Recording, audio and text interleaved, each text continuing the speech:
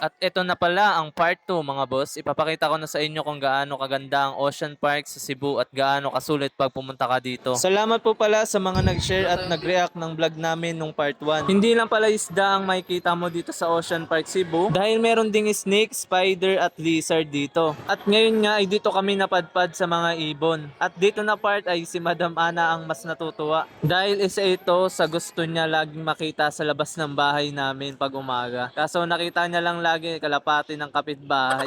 Kaya natuwa siya dito dahil ganyan kaganda ang mga ibon na nakikita niya ngayon. Pero si Rail nga mas nagmamadali umalis kaya di kami nagtagal dito sa part ng mga ibon dahil hinihila niya na ako at parang gusto niya na agad-agad makita lahat kung anong meron dito sa Ocean Park na to. At alam ko kasi kung ano talaga yung gusto niyang makita dito sa Ocean Park, ang favorite niyang stingray at shark. Pero bago ka kasi makapunta doon, madami ka munang matadaan ng iba't ibang uri ng snake, lizard at ibon kaya sulit talaga entrance fee mo dahil madami kang makikita ang kakaiba dito. At yung nakikita niya nga lang sa palabas na Nemo at Dory, nakita niya din dito. At si Dory dito nag-iisa lang talaga. At mas madami kang makikita ang Nemo. Dito nga sa sobrang laki nitong Ocean Park dito sa Cebu, hihingalin ka din dahil sobrang dami mong pwedeng mapupuntahan. Pero si Ryle dito, di ko nakikitaan ng pagod kahit panay ang takbo. At ang ibang isda nga dito ay parang ngayon ko palang nakita. At nagtataka ako sa isang ito kasi parang hugis bato lang. At nagmamadali na nga dito si Ryle, hinihila na kamay ko sa sobrang excited.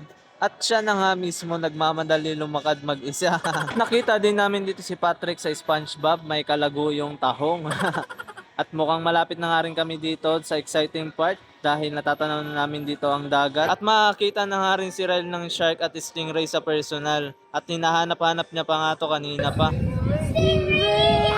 Grabe nga ang tuwa nung nakita ni Ryle ang stingray dito na halos hawakan niya na nung nakita niya. Actually mahilig din si Ryle sa dolphin kaso wala ditong dolphin sa Ocean Park Cebu. Kaya wag na natin hanapin pa ang wala dito. Siguro soon magkakaroon din dito ng dolphin or iba pang mga pwede dito sa Ocean Park. At nakakita rin pala kami dito ng crocodile na halos parang mga ngain na to ng tao dahil nakasimangot yung muka. At nandito na nga tayo sa exciting part ng Ocean Park Cebu.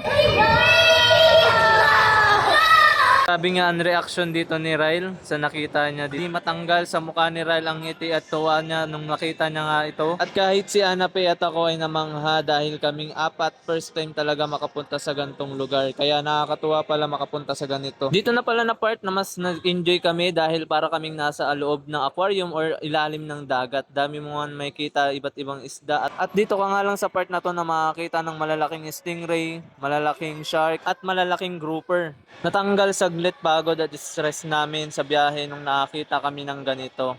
Kaya sinulit na namin halos lahat pinuntahan namin pero mabilis maglakad si Ryle kaya di namin iba na videohan dahil nagmamadali na nga siya. Si Madam Ana din dito parang gusto nang tumalon sa tuwa at habulin mga isda na nakikita niya. Si Ryle ay parang gusto pa ata lumabas dito sa glass para makipaglaro sa stingray at shark.